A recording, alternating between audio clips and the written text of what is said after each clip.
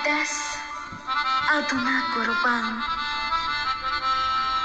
Gözəl əllərinin dadına qurban. İsti qucağının oduna qurban.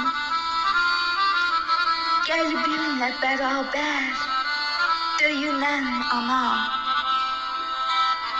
Körpə bədənimin qoxusun alan, həzin, şirin şirin laylamı çalan, günün hər zamanı yuxsuz qalan, gecəyə gündüzə bürünən anam.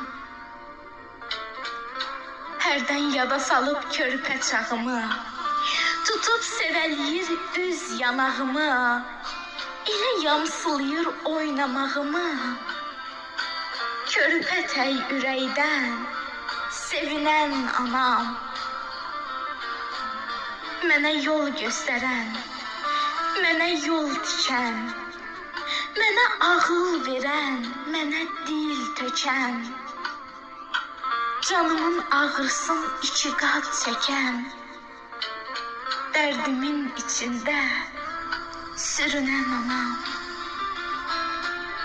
İşini gücünü görməsəm də mən, haqqının zərrəsin verməsəm də mən, sən deyən bir ömür sürməsəm də mən, yenə balam deyib öyünən anam.